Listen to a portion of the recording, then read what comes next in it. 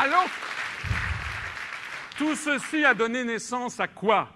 Au Conseil national de la résistance à la libération.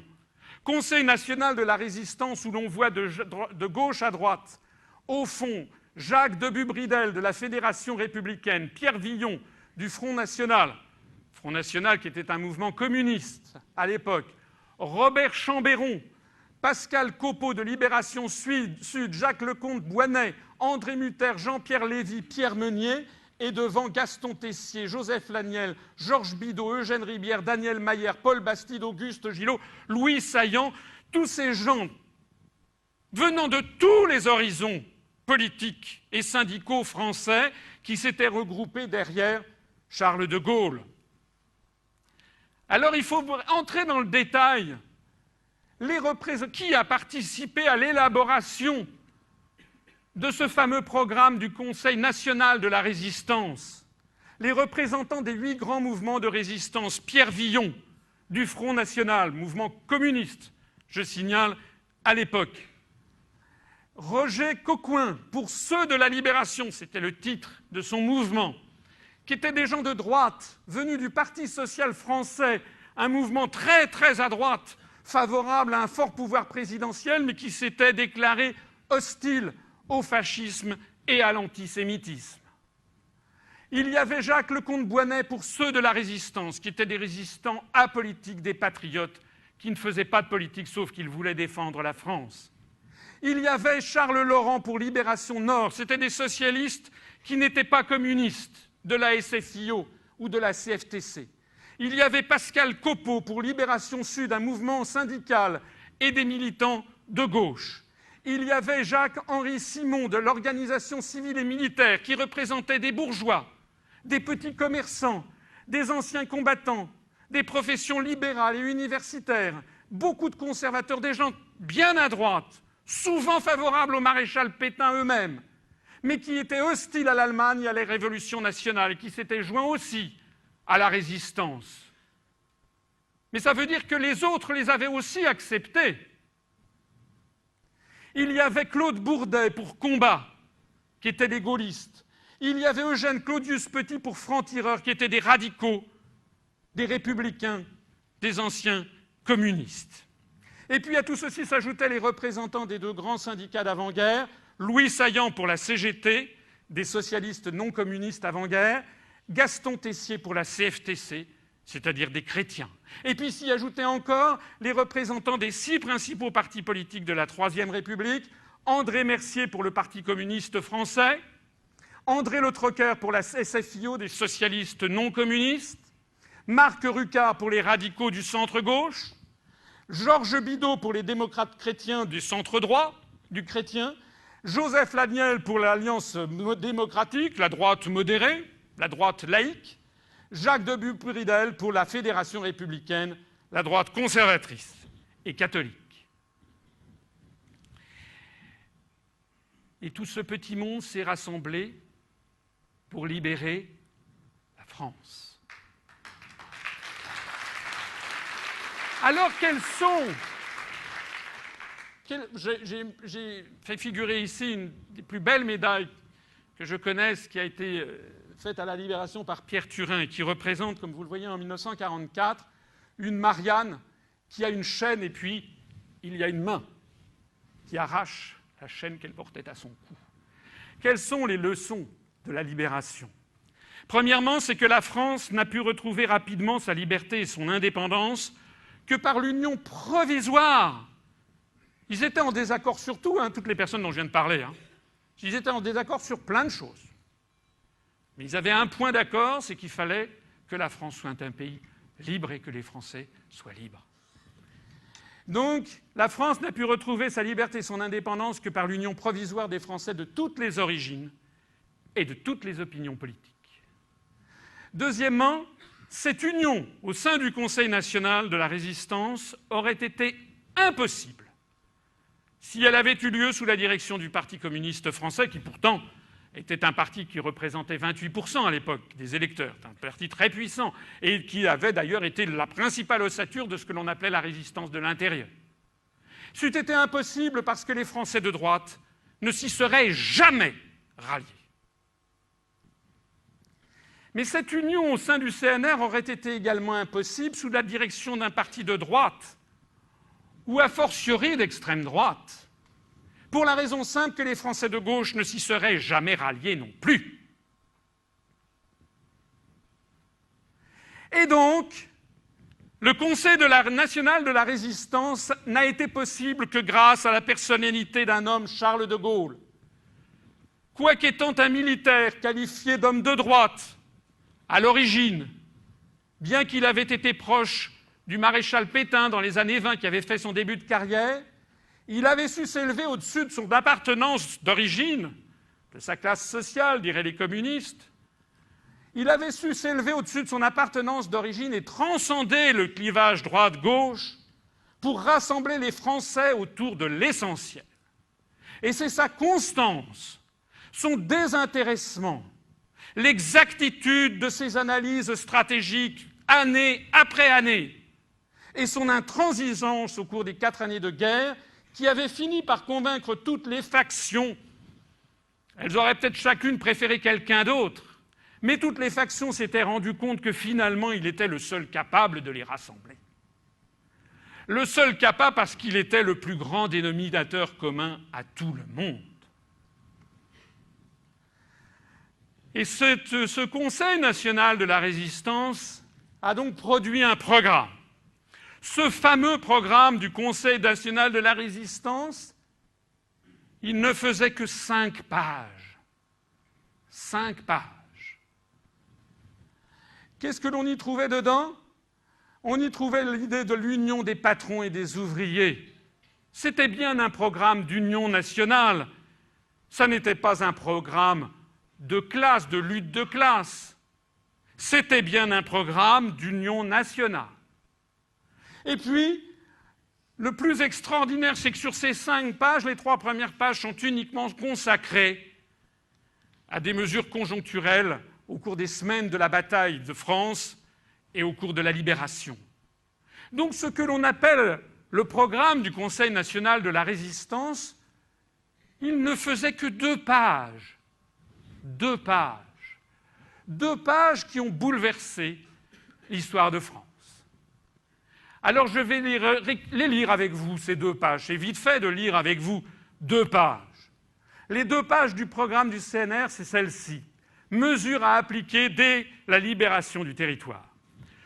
Unis quant aux buts à atteindre, aux moyens à mettre en œuvre pour atteindre ce but qui est la libération rapide du territoire, les représentants des mouvements, groupements, partis ou tendances politiques groupés au sein du Conseil national de la Résistance proclament qu'ils sont décidés à rester unis après la libération afin d'établir le gouvernement provisoire de la République, formé par le général de Gaulle pour, premièrement, défendre l'indépendance politique et économique de la nation, deuxièmement, rétablir la France dans sa puissance, dans sa grandeur et dans sa mission universelle.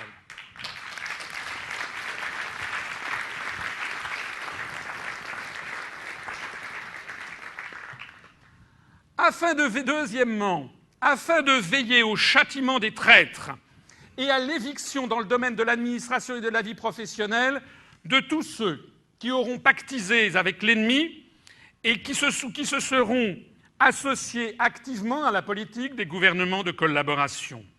Troisièmement, afin d'exiger la confiscation des biens des traîtres et des trafiquants de marché noir, l'établissement d'un impôt progressif sur les bénéfices de guerre et plus généralement sur les gains réalisés au détriment du peuple et de la nation pendant la période d'occupation, ainsi que la confiscation de tous les biens ennemis, y compris les participations acquises depuis l'armistice par les gouvernements de l'Axe et par leurs ressortissants dans les entreprises françaises et coloniales de tout ordre, avec constitution de ces participations en patrimoine national inaliénable. Quatrièmement, afin d'assurer l'établissement de la démocratie la plus large en rendant la parole au peuple français par le rétablissement du suffrage universel. La pleine liberté de pensée, de conscience et d'expression, afin d'assurer la liberté de la presse, son honneur et son indépendance à l'égard de l'État, des puissances d'argent et des influences étrangères, afin d'assurer la liberté d'association, de réunion et de manifestation, afin d'assurer l'inviolabilité du domicile et du secret de la correspondance, afin d'assurer le respect de la personne humaine, afin d'assurer l'égalité absolue de tous les citoyens devant la loi. Afin de promouvoir les réformes indispensables sur le plan économique, l'instauration d'une véritable démocratie économique et sociale, impliquant l'éviction des grandes féodalités économiques et financières de la direction de l'économie. Une organisation rationnelle de l'économie assurant la subordination des intérêts particuliers à l'intérêt général et affranchie de la dictature professionnelle instaurée à l'image des États fascistes. Afin d'assurer l'intensification de la production nationale, selon les lignes d'un plan arrêté par l'État après consultation des représentants de tous les éléments de cette production, afin d'assurer le retour à la nation des grands moyens de production monopolisés, fruits du travail commun, des sources d'énergie, des richesses du sous-sol, des compagnies d'assurance et des grandes banques, afin d'assurer le développement et le soutien des coopératives de production, d'achat, de vente agricoles et artisanales, afin d'assurer le droit d'accès dans le cadre de l'entreprise aux fonctions de direction et d'administration pour les ouvriers possédant les qualifications nécessaires et la participation des travailleurs à la direction de l'économie. Sur le plan social, le droit au travail et le droit au repos, notamment par le rétablissement et l'amélioration du régime contractuel du travail, un rajustement important des salaires et la garantie d'un niveau de salaire et de traitement qui assure à chaque travailleur et à sa famille la sécurité, la dignité et la possibilité d'une vie pleinement humaine, afin de garantir le pouvoir d'achat national pour une politique tendant à une stabilité de la monnaie, afin d'avoir la reconstitution dans ses libertés traditionnelles d'un syndicat indépendant dont de larges pouvoirs dans l'organisation doté de larges pouvoirs dans l'organisation de la vie économique et sociale, afin d'avoir un plan complet de sécurité sociale visant à assurer à tous les citoyens des moyens d'existence dans tous les cas où ils sont incapables de se le procurer par le travail, avec gestion appartenant aux représentants des intéressés de l'État, afin d'assurer la sécurité de l'emploi, la réglementation des conditions d'embauchage et de licenciement,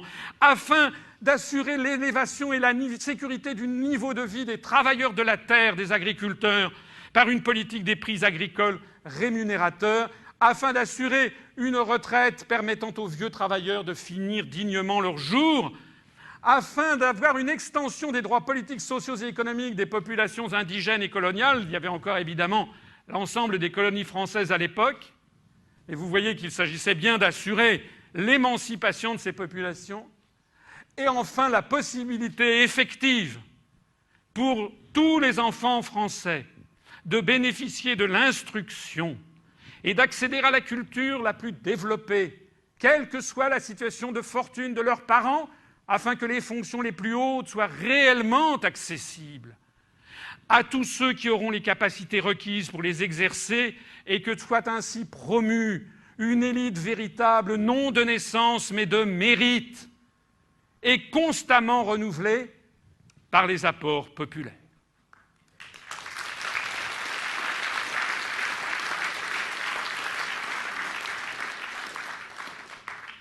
Compte tenu de la composition du Conseil national de la Résistance que j'exposais précédemment, c'est-à-dire toutes les familles politiques françaises, ce programme a fait l'objet d'un consensus extraordinaire dans la société française pendant près d'un demi-siècle. Il est rétrospectivement permis d'affirmer que ce programme très général, bref, court, mais fixant des lignes directrices dans tous les domaines importants de la vie, eh bien, il est rétrospectivement permis d'affirmer que ce programme représente le meilleur consensus historique jamais trouvé pour permettre aux Français de vivre heureux tous ensemble. Et c'est bien ça, finalement, l'objectif que nous devons tous rechercher, quelles que soient nos origines sociales, ethniques, nos convictions religieuses ou politiques. Nous devons quand même tous chercher à vivre heureux ensemble. Seulement voilà.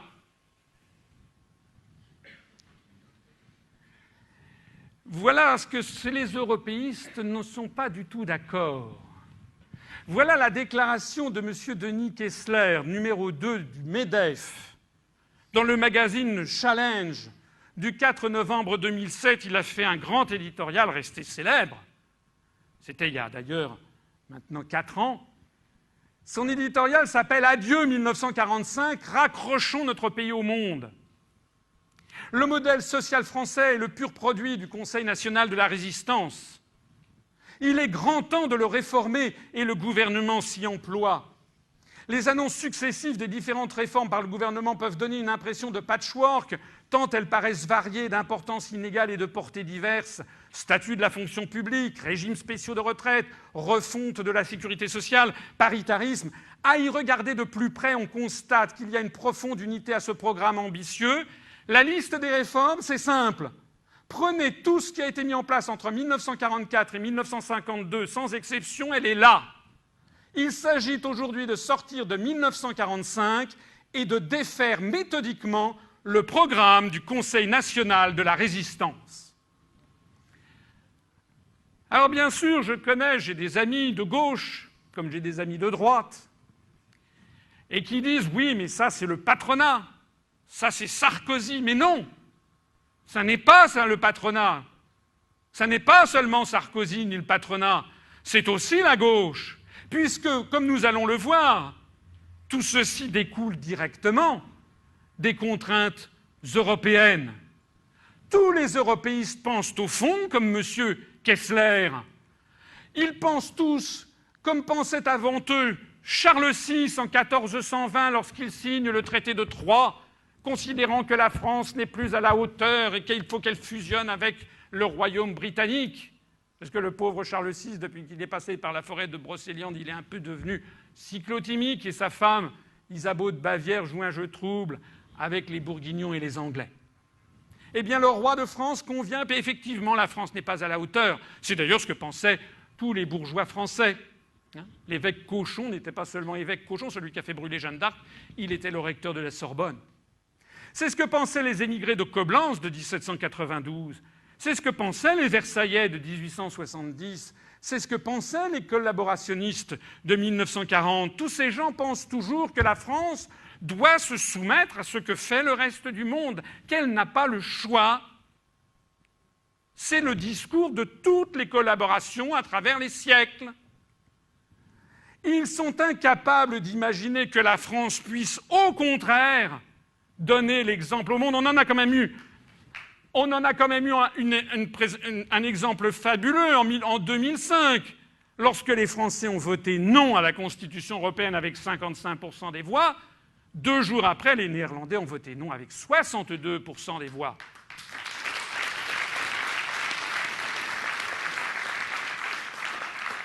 Les européistes, avec M. Kessler, ont dit adieu à 1945. En effet, ils nous font revenir à 1848. Ils ne sont pas porteurs du XXIe ou du XXIIe siècle. Ils sont porteurs d'une période que l'on a très bien connue, qui est la période où l'on exploitait les enfants dès l'âge de 10 ans, qui est une période où les femmes devaient travailler la nuit. Vous savez que c'était une conquête sociale de Roger Salengro que le gouvernement Jospin a supprimée à la demande de l'Europe. Ils veulent nous faire revenir à une période où il n'y avait pas de sécurité sociale. Ils veulent nous faire revenir, en fait, c'est un fantastique bond en arrière et non pas un bond en avant. Eh bien moi, je vous dis que si je me présente à la présidence de la République, c'est justement pour empêcher ce grand bond en arrière et pour rétablir un nouveau programme équivalent du Conseil national de la résistance, mais un programme pour le XXIe siècle.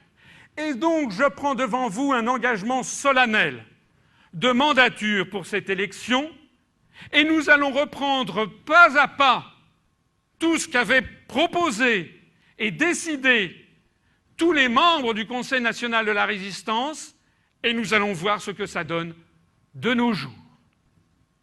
Auparavant, je ferai quand même une introduction pour attirer votre attention sur le fait qu'il y a deux lignes directrices fondamentales, à mon avis en tout cas, à respecter dans une élection de cette nature si l'on ne veut pas se moquer des électeurs. La première ligne directrice, c'est qu'il faut bien distinguer l'élection présidentielle des élections législatives. L'élection présidentielle s'occupe de ce qui est stratégique et de long terme. Les élections législatives s'occupent de ce qui est tactique et de court moyen terme. De Gaulle, le fondateur de la Ve République, l'inventeur de l'élection du président de la République au suffrage universel, l'avait écrit quelques années avant dans son livre des années 30 au fil de l'épée. Le chef de l'État doit être au-dessus des fluctuations, l'homme en charge de l'essentiel et le garant de ses destinées. Tout autre est le rôle du gouvernement, tel qu'il figure dans l'article 20 de la Constitution française actuelle. Le gouvernement détermine et conduit la politique de la nation. Le gouvernement détermine et conduit la politique de la nation. Cet article 20 doit être comparé à l'article qui fixe les prérogatives du président de la République tel que l'avait conçu Charles de Gaulle, mais qui est ce qu'on appelle le droit positif. C'est notre Constitution. Notre Constitution prévoit dans son article 5 que le président de la République veille au respect de la Constitution. Il assure par son arbitrage le fonctionnement régulier des pouvoirs publics ainsi que la continuité de l'État. Il est le garant de l'indépendance nationale, de l'intégrité du territoire et du respect des traités. Alors ça vaut le coup d'insister quand même. Il est le garant de l'indépendance nationale, de l'intégrité du territoire et du respect des traités.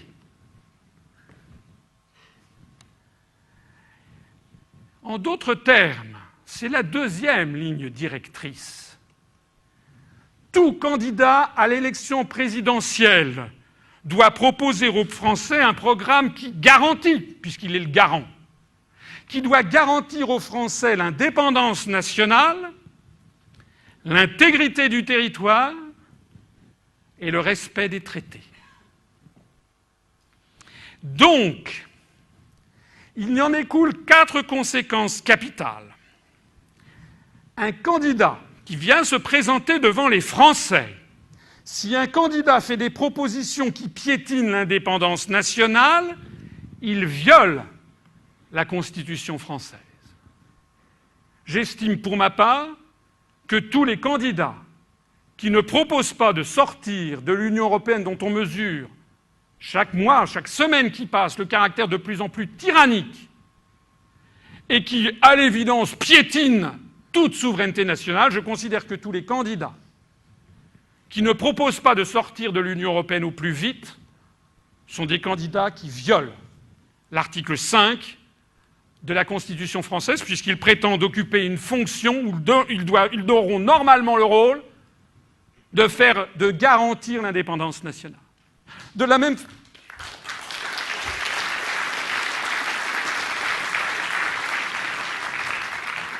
même façon, si un candidat fait des propositions qui nuisent à l'intégrité du territoire, il viole la Constitution française. J'aurai l'occasion d'en reparler tout à l'heure avec la politique d'Europe des régions et la politique notamment des Verts qui veulent promouvoir constamment plus le développement de langues régionales, le développement d'une autonomie régionale qui devient de plus en plus importante et, comme nous le verrons tout à l'heure, qui a pour objet de surmonter les frontières nationales.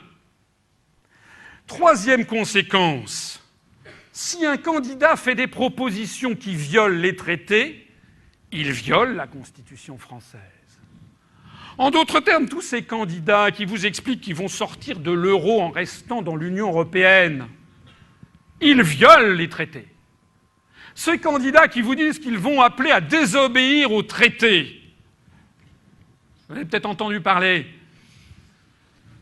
Oh non, on reste dans l'Europe, mais on va désobéir aux traités. Mais comment peut-on être candidat à la présidence de la République et proposer comme programme de désobéir au traité, puisqu'on brigue une fonction dont la Constitution fixe comme vertu cardinale qu'il doit faire respecter les traités.